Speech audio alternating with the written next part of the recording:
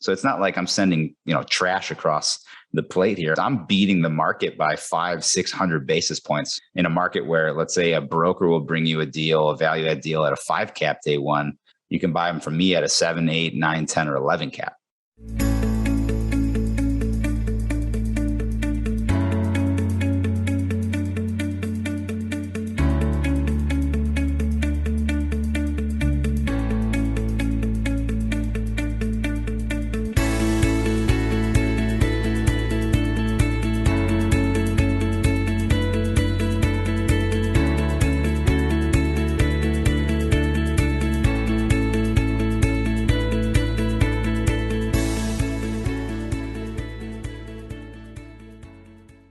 If you're watching this on YouTube, make sure you smash that like button and click subscribe.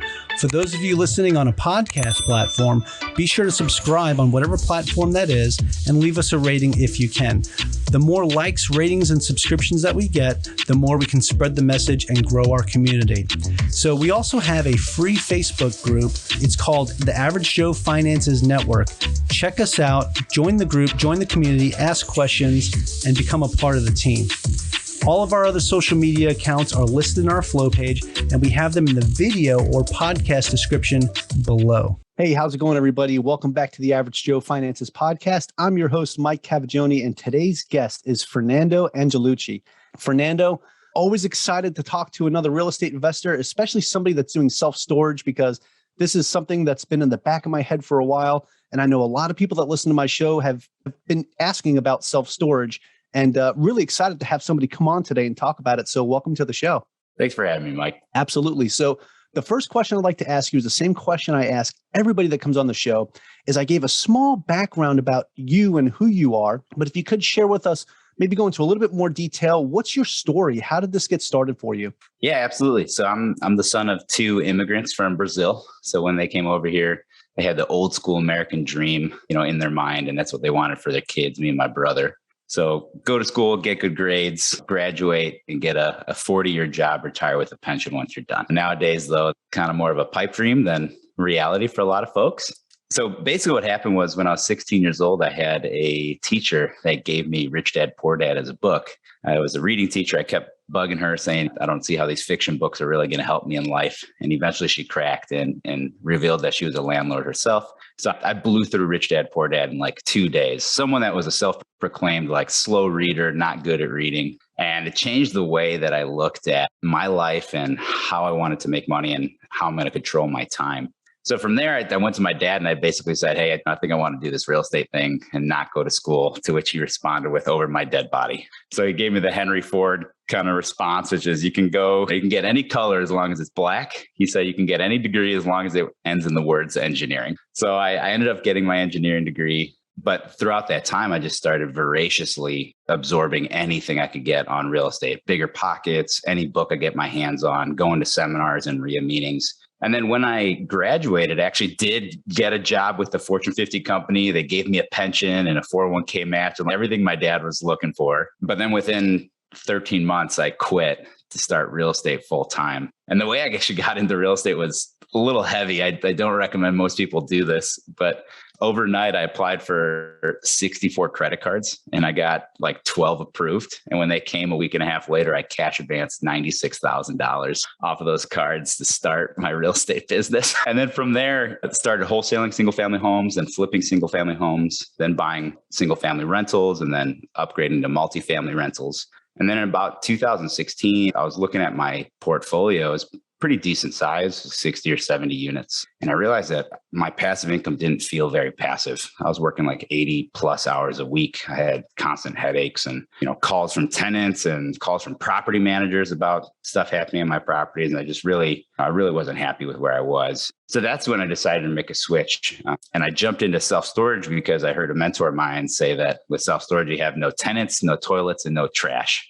And those were the 3 biggest causes of my headaches in my current portfolio. So from that point on, I started wholesaling some self-storage first, just to make sure that I was underwriting properly and people that knew the game better than I would be willing to pay a higher price than what I got the deals under contract for. And after doing a few of those transactions, I was confident enough in my own ability to buy and take these things down. So I bought my first self-storage facility for $1 million in August of 2018. And then fast forward to literally 2 days ago, I just crossed over 112 million in assets. Wow. What a background. So I'm sitting here taking notes as you're going, and there's so much to unpack here just after the first question. This is crazy, man, but I love it. So your parents immigrated from Brazil, but you have an Italian name. So how did that work? Yeah. During the wars, a lot of people that were fleeing the world wars, they couldn't get into the United States, but they can get into places like Canada or Brazil. So I had a great grandmother that fled Italy, and she moved to southern Brazil. And my dad, obviously, that chain of the family, they kept it all Italian. So my dad's 100% Italian, but he's from southern Brazil. And then my mom is from northern Brazil. They actually met in church in Chicago. So they actually didn't meet in Brazil. And then I was born here in the suburbs. Right on. Oh, that's cool stuff, man. Really interesting to just see how small our world really is when you start piecing it all together, where people travel in from. And it's just pretty wild. Now, fast forward a little bit. So you're going to school. At the age of 16, you cracked your teacher there to get her to finally admit that she does other things besides teaching. So she was probably in a much better place than most of her colleagues, right? So she was a landlord, and she handed you Rich Dad, Poor Dad. And at the age of 16, you read it, and you said in 2 days. Now, I think probably the big difference is because, like you said before, the stuff that you were reading in school was all like fiction and just stuff that wasn't really going to do anything for you outside of school besides help you get good grades. And you wanted something that was going to be more realistic, something that you can use in the future. And your teacher gave you that book, which is awesome. So moving forward, now you go to your dad and you say, hey, I want to do real estate. This is a passion. Because I know when I read that book, like I was fired up. I was like, oh my God, let's go. I was listening to Bigger Pockets podcast and reading the forums just like you were doing. And I'm like, oh, this is amazing. Let's go. And then your dad just pretty much crushed your dreams right then and there and said, yeah, if it doesn't end in engineering, then, and you going to school and getting a job that's going to pay for your lifestyle, then it's not going to work. So you scratched that itch that he wanted. You went to school, got your engineering degree, and then got this job. 13 months later, you're like, I'm done. So like you tried it his way, wasn't working out, decided to follow your dreams. And that's really amazing, man. And since then, like what you've built over the past 3 years, as you said, is just absolutely amazing, man. So just well done. Now, the way you started really made me cringe a little bit. I don't know if you saw when you were talking, I was sitting here taking my notes, and the face I made when you talked about you applied for, what was it, 62 credit cards, got 12 approved, and took out $96,000 cash advance on all of, oh my goodness, man. But wow. So what did you take that cash advance out for? What did you actually purchase with that cash? Yeah. So I went to one of these like 3-day seminars, one of these gurus that they're selling this education. And when I told them I didn't have money to buy the education, they said, there's ways that you can get money quick. And that's actually how they told me I can apply for all these credit cards, was through one of these education classes. So the first 30 grand of that, like 96,000, actually paid for 5 courses in real estate. It was wholesaling, creative financing, marketing, commercial real estate. And then I think the 5th one was, it was like underwriting or another form of marketing. Okay. So the first 30K went to that. And then what about the other 66K? What did you do with that? What was the first thing you bought? Yeah, immediately went into marketing dollars. So I bought a list, started buying postage and envelopes and letters, and started sending out just letters to any person that'd be willing to sell their house to me in the Des Moines metro area. Okay. So what kind of responses did you get, especially just starting out? What were people saying to you? Yeah, it was interesting. I had a little bit of a beaten down in the dirt type response. The very first call I got was from the Iowa Attorney General because someone reported me for being a fraudster. And so the AG called me and was like, hey, I got someone saying that you sent them a letter. They think it's a scam. What's going on? I said, no, sir. I took this class on real estate last weekend, and they said to buy a list of people that have old houses and to send them a letter to see if they'd be willing to sell it to me so I could fix it up and sell it. And he said, that seems legit to me. And then he just hung up the phone. Wow. That must have been a scary first call to get from your letter sending out. You got the Attorney General calling you saying, hey, man, somebody said you're a scammer and you're committing fraud. Right. I don't know how I'd feel about that. That might deter some people just a little bit. So, sure. All right, so what was the next call you got? Yeah, the next call is actually even worse. So At the time, the very first list that I pulled was a probate list from the local courthouse. And so the second call I got with this was this little old lady, and she called me how She just finished up her probate of 3 years on her husband, and she was just getting over the death of her husband. And then my letter brought up all those feelings all over again. And I should be ashamed of myself for calling her. So the first 2 calls were not great, but I had this $96,000 hole burning in my pocket. So I said, let's just keep moving forward, trust in the process. Yeah, man. Especially so brand new credit cards. So the interest rates had to be astronomical. So that $96,000 hole by the time you probably got to your first deal was well over $100K at that point, just from interest alone. It was interesting because my dad was such a good financial steward and taught us very well when we were little. He taught us how important credit was. So he added us onto his credit card lines when we were like 6 years old. So coming out of college, I had like an 800 plus credit score. So because of that, I was actually getting most of the cards that I got were actually at 0% for 12 to 18 months. And then after that 12 to 18 month timeline, then they jumped up to anywhere between 17 to 25%. Yeah, that's a good start though. For 12 months, having 12 to 18 months having 0%, especially investing in real estate, can be huge because that's a lot of time, right. Especially if you're going to start doing some flips and stuff. So now speaking of flips, so you got into, was that the first thing you started doing right away, was flipping and wholesaling on like residential properties? Yeah, the first was wholesaling. So I was wholesaling for probably 2 years before I did my first. And that's the way that I was able to pay off all my credit card debt and start to see. The nice thing about wholesaling is it takes very little risk, very little money. So you can dip your toe in the water to see, hey, am I underwriting these facilities correctly or these properties correctly? Are my assumptions correct on repair cost estimates? And you get a lot of great feedback from these cash buyers. The second advantage starting in the wholesaling space is I made a conscious decision when I first started that any buyer that wanted to get onto my cash buyer list, they had to interview with me first for 15 to 20 minutes. And I got a lot of information out of those interviews. I was able to basically leapfrog 10 to 20 years ahead in experience, because I'd ask these guys the same questions. How many recessions have you been through? How many times did you lose your shirt? Why? If you didn't lose your shirt, why not? And I started to learn the really good stewards of kind of the practices of money. Keep your fixed expenses down. Don't put too many of your eggs in one basket. Don't go extremely opportunistic or growth. Make sure that you're always balancing out with some good cash flow. So that was extremely beneficial for me starting out. Yeah, hold the thought on that, because I want to get to that a little bit later, especially as you're talking about recessions and everything. But okay, so you started off, you were doing flips, right? And that's what helped give you like a better idea to whether or not you're underwriting correctly as you're looking at some of these assets. Mm-hmm. And I really like what you did with having these short 15-minute interviews with potential buyers and just picking their brains, especially for people that are experienced real estate investors, but taking the time to pick their brains and figure out what worked for them, what didn't work for them. If they did fail, what caused them to fail. Like that way of thinking is probably what accelerated you so quickly. And like you said, you were getting years ahead now because of the experience that you're getting, just learning from these other individuals. That was super smart, man, to just put that together. So now as you're doing the wholesaling, you said about 2 years later, you started doing flips, but when did you actually start buying cash flowing assets for yourself? So you did the wholesaling and the flips to pay off your debt and get yourself to a better spot and start building capital. But when did you actually start buying properties that cash flowed? Yeah, I actually started buying cash flowing properties before I started flipping properties. So I think it was maybe 12 or 18 months in. The very first cash flow property I bought was a 5-unit property in the middle of nowhere in southern Iowa. It's called a small town called Osceola. I actually bought it with credit card debt. It was $40K cash. I had 5 units. They were all super tiny, either 1 bedrooms or studios.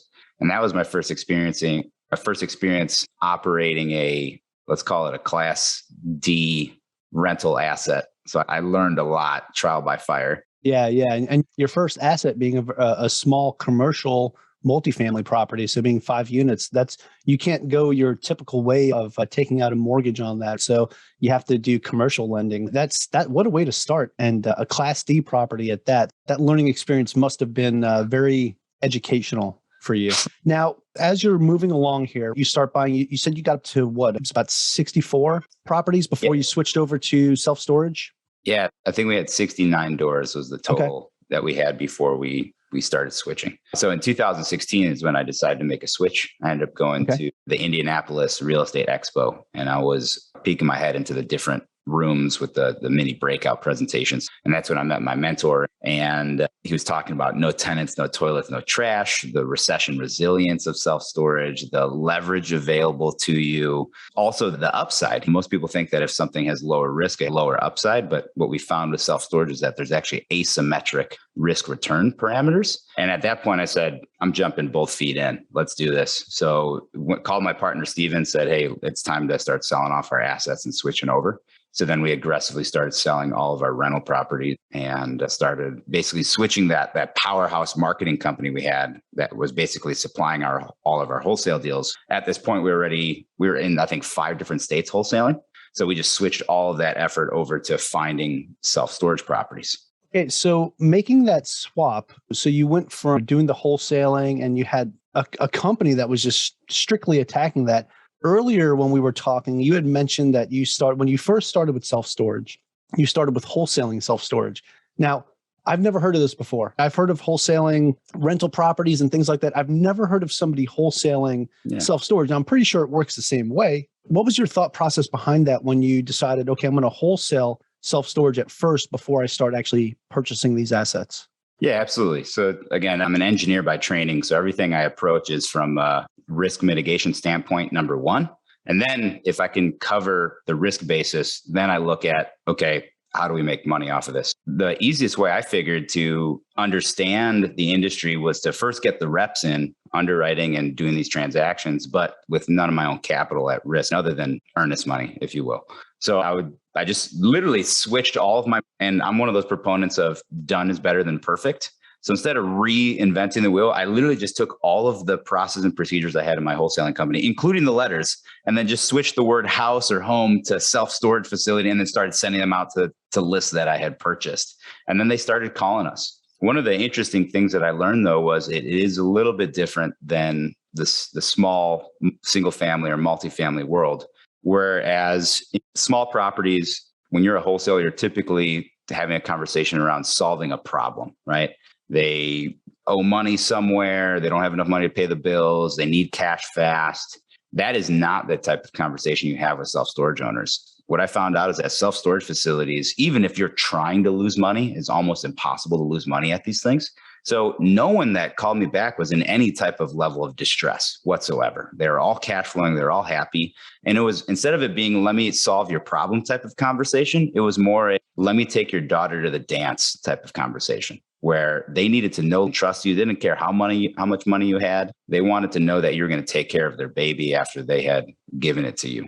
So the rapport building takes much longer. These transactions are a little bit longer from start to finish, whereas a single family home, I could be under contract within 30 days and then day one, and then close within 30 to 45 days later and get paid. These ones are a little bit longer, maybe 3, 6, 9-month transactions. But the spreads are much larger. So instead of already our wholesaling company was making a pretty large spread on average. Most wholesalers, they make $5,000, maybe $8,000 per transaction.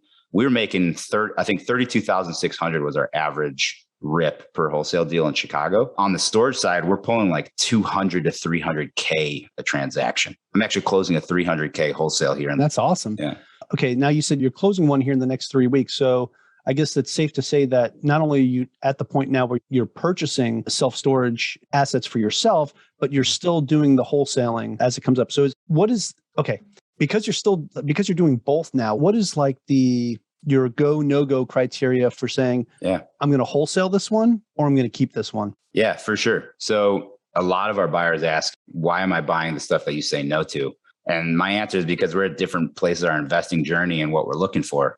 So there's about 70,000 facilities in the United States. And a lot of them in the beginning of my career would have been perfect. They're just, small, 10, maybe 15,000 square feet. But now that I'm amassing a pretty large portfolio and I'm trying to get to this pretty large goal, our goal is to have 8.5 million square feet by December of 2030, which would equate in today's dollars to about a $1.4 billion portfolio. And then we'll exit to a hedge fund.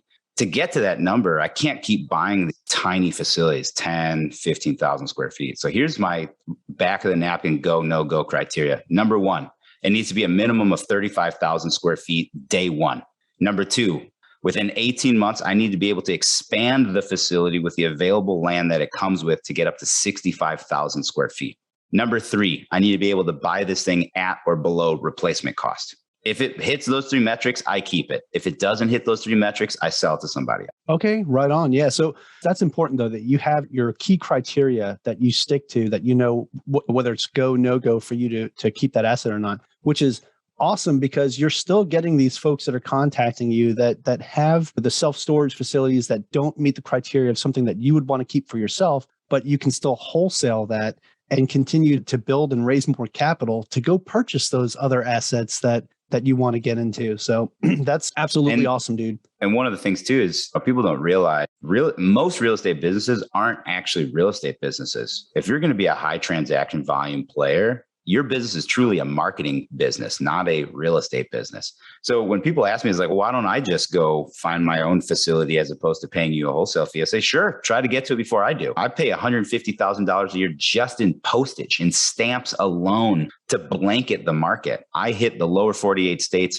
4 times a year. Every facility in the United States that meets our criteria will get a letter from us 4 times a year. So that's what people don't realize is the amount of marketing needed to do this that's just the postage cost, right? That doesn't count all of our staff in our marketing department. We've got 7 full-time people in our marketing department, all of our cold callers, our underwriters, our acquisition reps. So we use the wholesale proceeds almost as a way to just get free marketing and then allow us to get the deal flow that we want. We're looking at anywhere between 20 to 25 deals a week. And then we get to pick the stuff that makes sense for us. And then all the other deals, they're not bad deals. They're just not the right size for us or in the right locations. So we sell them off to other investors. We had a wholesale deal that we sold to an investor 2 weeks ago at an 11% cap. So it's not like I'm sending, trash across the plate here. I'm beating the market by 500-600 basis points in a market where, let's say, a broker will bring you a value add deal at a 5 cap day one. You can buy them from me at a 7, 8, 9, 10, or 11 cap. Yeah, that's pretty phenomenal numbers, man. And so, yeah, you're getting your finder's fee for being a wholesaler, but it's not the person who's purchasing it from you by paying that extra $300K is missing out on anything. They're getting a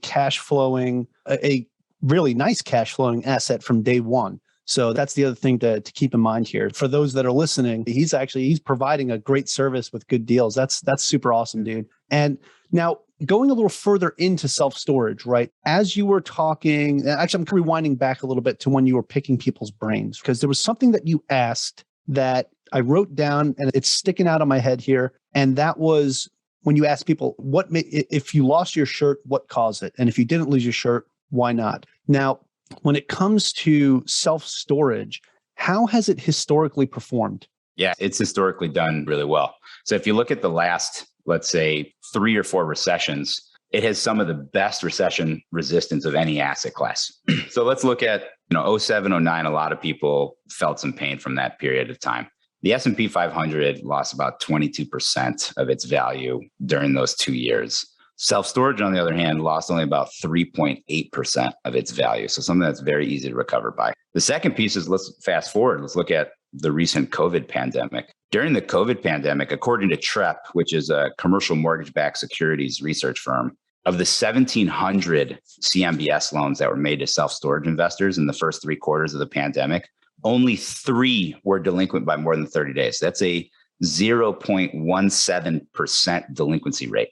During that same time, multifamily was defaulting at a rate of 1,800% higher, or 18x the default rate of self-storage. So the recession resilience of this asset is absolutely phenomenal. I think the reason for that is self-storage is something that serves people in transition, and it's transition up or down. So when the market's going down and people have to downsize or change jobs, they're going to use storage. But then the same thing is true when the market's going up and people have money and they're buying goods and things that they don't have room to store, or they're moving to get other jobs that are paying better, or they're getting a larger house because they need more room. Those people are also going to use storage as well. Yeah, that's some very good points. Like it doesn't matter where the market is or where the economy is at the point. Self-storage is always going to be there, I guess, to let you cry on their shoulder when you need them. So if you're downsizing and you need a place, you have to put your stuff somewhere while you're in the middle of downsizing, self-storage. If you're upgrading and you're purchasing more stuff and you're going to go buy a bigger property, self-storage. And that's just like the downside numbers that I'm giving you. Yeah. The upside numbers are even better. So Let's look at the last 30 years of return across multiple asset classes. The S&P 500 returned about 8%. Multifamily returned about 13%. These are average annual returns. Self-storage returned about 17.5%. So what does that mean? And especially, I want to point out the difference between multifamily and self-storage. That difference, 4% may not seem like a lot, but that's a compounding annual return. So if you had $100,000 to invest in an asset class over the last 30 years, if you put that $100,000 in the S&P 500, today you'd have about $550,000. If you put them in apartment buildings, you'd have about $1.8 million. If you put that same $100K into self-storage 30 years ago, you'd have a little over $4 million. So double the return of apartments just because of that 4% compounding return. Yeah, compound interest is a beautiful thing. There's a reason why it's called the eighth wonder of the world, man. So yeah, it could, just a small percentage difference can really over time be huge in the difference in the amount that you make. So that's definitely something to keep in the back of your mind with self-storage. I didn't know the numbers or the percentages. So you telling me that's the first time I heard that. I didn't realize that it was 4% higher than multifamily, which is phenomenal. How does self-storage perform during recessions or pandemics like what we're dealing with right now? So I'm glad you talked about that. Now, you've done so much in a short amount of time to get to where you're at right now and built this large company, right? You're at the point where you have over 100 million in assets under management. What was it, 112 you said you're going to cross over into? Yeah. Phenomenal, man.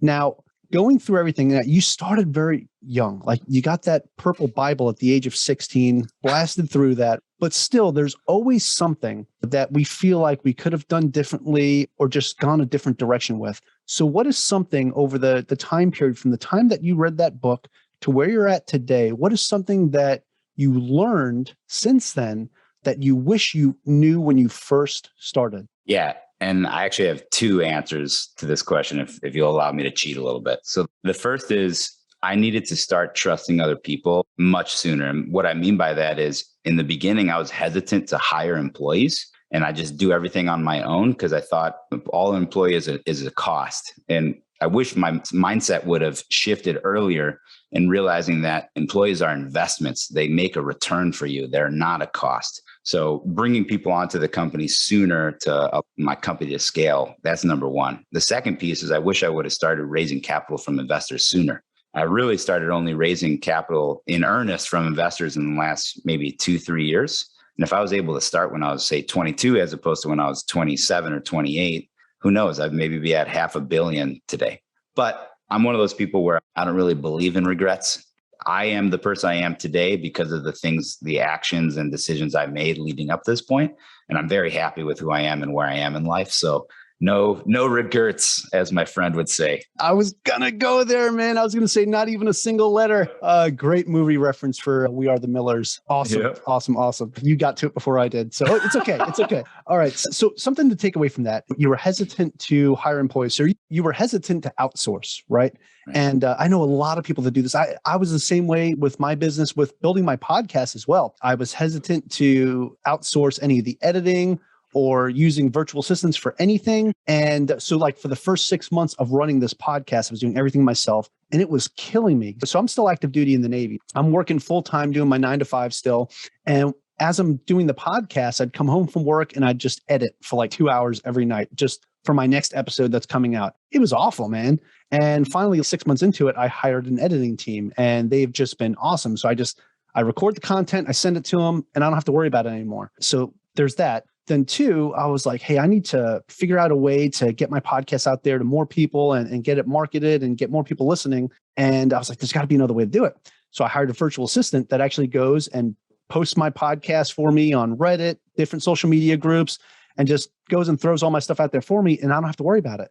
And all I do is after the editing team sends me back my files, I upload it to the Google Drive for the virtual assistant. Now she has all the files and she goes and does her thing. And she even made a TikTok channel for me too. So separate from my own TikTok channel. So I was like, hey, that's cool. And it's working out pretty good so far. I think there's two super important points there. So the first is energy management. So everyone talks about time management is BS. It's all about energy management.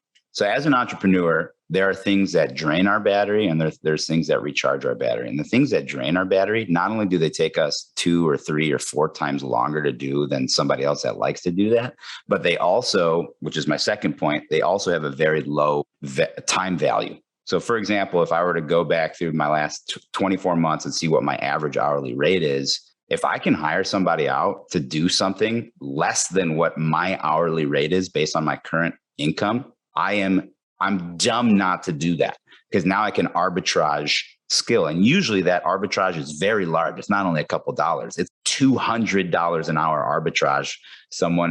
We have a lot of virtual staff as well from the Philippines, and they're great people.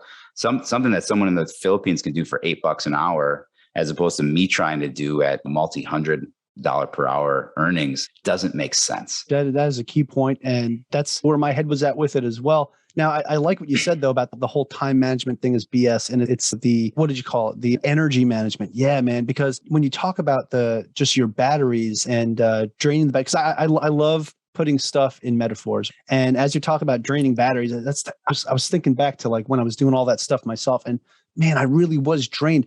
It wasn't so much the time. It was how I felt when I was done. I was just like, ugh, I'm emotionally exhausted. I just want to go to bed, hit the reset button, and do it all over again tomorrow. And yeah, man, that is draining, but emotionally, physically, and of course, time. Yeah, that's huge. I love that. So thank you for sharing that. Can I give you a quick how I implemented that? I had a very good friend. I have a very good friend. He's an EOS implementer. His name is Gary Harper, and he came in to implement traction basically into our business. And he gave me this very simple 1-page printout. It had 4 columns. And I had to put down every task I did during the day into each of these 4 columns and start eliminating them from left to right. So the column all the way on the left is things that I'm not good at and things I don't like to do. So that combination. So that's the very first thing that you should delegate or eliminate. The next column over is things that things that I'm good at, but I don't like to do. So that's the next set of columns that you need to eliminate or delegate. Then once you finish up with that column, you go to the next column, which is things that I'm things that I'm bad at, but I love to do, right? These are the things that they give you energy, but you're just so slow at it that it's probably better to give it to somebody else. Here's a non-business example. I'm not very good at playing guitar, but I enjoy doing it. But I'll go pay to go see a guitarist in concert. And then the last piece is where you want to spend all your time. And that's things that you're good at and things you like to do. So that combination, that's where you should be spending most of your time of the day. And the rest should either be first eliminated. If it can't be eliminated, it needs to be delegated. Yeah, I love that. And you mentioned Traction. So that's still a book that's on my list that I have to go read. So absolutely. You haven't read it yet? No, I haven't, man. It is at the top of my list. It is the very next book. I read it once a year. There was somebody who I interviewed last week who had brought that book up. And I was like, man, I keep hearing about Traction. I got to read Traction. And and then you just confirmed it for me, man. Like, I'm going to start reading it today for sure. So I read it once a year. I have probably given away over 100 copies of Traction to people that ask advice on how to start businesses or start real estate businesses. So the 2 books I always recommend to people starting a business is number 1, Traction, read it multiple times. And then number 2 is Profit First by Mike Cavaggioni. Yeah, Traction's got to happen. I don't want to have any regret. So got to get on that. All right, cool, man. That is probably the longest back and forth I've had on that question so far, but it was awesome, man. So much value. All right, now going on to the next thing. So we talked about what it is that you wish you knew when you first started. Now, what would you say was the biggest mistake you've ever made? Yeah, this one's easy. Half-assing too many things instead of full-assing one. So at the peak of my serial entrepreneurism, if you will, I had 5 different companies operating at the same time. I had a wholesale company, I had a fix and flip company, I had a buy and hold company, I had an Airbnb company, and then I had a hard money company. And then I started storage, and one of my friends called me out on it. He said, hey, man, you're making really good money in storage, and I see the potential for this thing to blow up into a huge business. Why are you wasting your time on all these other businesses? And I fought him for like a year and a half. And then once I finally shut down all those other companies were still making money. So it's hard to say no to money coming in the door, but it came back to that energy management. How am I spending my time? What is getting me excited? And so finally, when I finally listened to Gary and shut down my other 4 or 5 companies, then the storage company went like this. It blew up. That's fantastic. And I guess the key thing to take away here is that you really learned from that mistake and you took action and you were able to skyrocket your business, which is fantastic. Okay, moving forward from there, do you have any tips or tricks that you would recommend to someone who is just getting started? Let's say somebody's like listening to the show and they're like, man, I want to get into self-storage. This interview was awesome. And tell me more. What would you say to somebody who's just getting started today? Yeah. So if you want to fast track into the storage business, you need to get into the storage business. I see so many people that get hit with analysis paralysis, and they're always just getting ready to maybe start a self-storage facility. What I tell people is when you go buy your first facility, just assume you're not going to make any money on it. Now that's not going to happen, but just don't wait for this slam dunk home run deal. Do a first base hit for your first deal, because that's where you're going to learn. When I did all my education and learning about storage and talking to advisors and mentors, that was only about 20% of the actual business. I found out later. I learned the other 80% from running my first self-storage facility in Yorkville, Illinois, right? Ran it for 8 months. I was the manager. I was doing everything myself, or me and Steven were doing everything ourselves. It's not a hard business to learn, but you just got to get in, just got to jump both feet in. The second thing is to, like I said, get in the industry, and specifically the industry part of it. So there's all these trade shows that you should go to. The Self-Storage Association, the National Trade Show, they have a couple a year. There's the Inside Self-Storage Association. I speak at both of those. Get there and start rubbing shoulders with other storage investors. See what they're having trouble with, what they're learning, what's important on their minds. And then reach out to brokers. Brokers, it's in their best interest to get you to a point where you can buy facilities so that they can get paid. So they're going to give you as much education as they can to make you a ready buyer for these things. Yeah, that's fantastic advice. And to tie into your baseball analogy there, you said, hey, you don't have to get the home run. You can get that base hit. Guess what? Enough base hits, eventually you start getting RBIs, right? And you're going to start bringing these runners home, and that you're going to start getting and eventually, who knows, if the base is loaded and then you get that home run, you just got a grand slam. Just to take it all in, base hits are important. So the key thing here is just get started. If it's something you want to do, just get started. Okay. Awesome. Now, you've already given me some great information when it comes to like books and everything like that you enjoy. But I still want to ask this question, and that is, do you have a favorite business, investing, or real estate related book or podcast or both? Absolutely. So I'm a voracious reader. I think I have like over 180 titles in my Audible account. And by reader, I mean listener, because I'm constantly traveling and stuff, so I can get through them faster. Recently, the one that I've really liked because it's the trunk and branch approach. And what I mean by that is instead of trying to reach for the branches to get information, go to the trunk that supports the branches so you have access to all this other information. So here's a perfect book. Tim Ferriss is a big hero of mine. I follow him, everything he puts out, all his podcasts, all his blog posts. So Tim, if you're listening to this, hit me up. Or if someone that's listening to your podcast, connect us. He has a really great book, or two very good books, where he distills down all the interviews on his podcast, where he interviews the people that are at the top of their level in every industry. And he distills it down to 1, 2, or 3 pages. In this book, as you're reading each one of these interviews, these top of their class people also give recommendations of what their favorite books were or what resources they use. So then I just go out and buy all of those. So the first one he released like this is called Tools of Titans. And then the second one he released was called Tribe of Mentors. And both of them are absolutely amazing. I recommend everyone read them. They're huge books. They're literally like inches thick, but totally worth it. That's great. I wrote those down. And for those that are listening, you should write those down too, because Fernando's got some really good taste in books. I can tell you that. Now, it's funny though, too, because you also said that you're going to listen, that these are books that you listen to because you're traveling a lot. That's one of the things that I like about that too, as well as his audiobooks are fantastic. I don't listen to music really that much anymore. Like when I'm in my commute to work or just driving anywhere, I've got a podcast or an audiobook going. So that's super important. And it's just a great resource to have. All right. We had an awesome conversation, Fernando. I can't believe just what you've done in this small time period, but you've got the drive, you've got the motivation, you're absolutely crushing it. So there's people probably listening and they're saying, man, I want to know more about Fernando, what he's doing. I want to know more about self-storage. Is there anything that I can do to follow him anywhere or anything like that? So where can people find more information about you? Do you have a website you could share with us, social media profiles, anything like that? Please let us know. Yeah, so you can follow us on all our websites and social media spots. The newest company is called Self Storage Syndicated Equities, and we actually have a really easy domain name. It's just the initials of that. It's SSSE.com. But what I find is that the more barriers you put in front of people to reach out to you, the more they fall off. So something I'd love to do for your podcast is actually give out my cell phone number if you're cool with that. It's area code 630-408-8090. That's 630-408-8090. That is my real cell phone number. So feel free to shoot me a text or give me a call. I promise I'll answer in a timely fashion.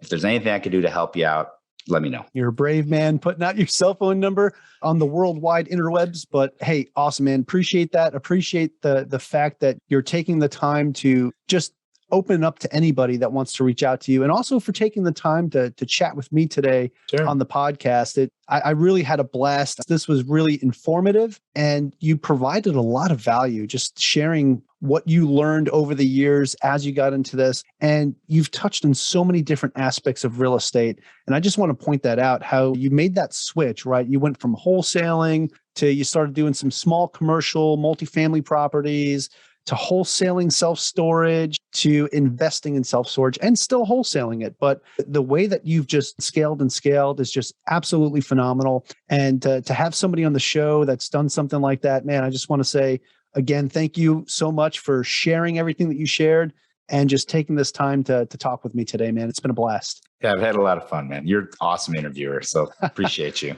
Thank you for making it to the end of this episode. Greatly appreciate you being here with me today on the Average Joe Finances podcast. If you haven't done so yet, make this the episode that you go leave us a 5-star rating or subscribe to our YouTube channel. The Average Joe Finances podcast is for informational and entertainment purposes only. Have an outstanding day.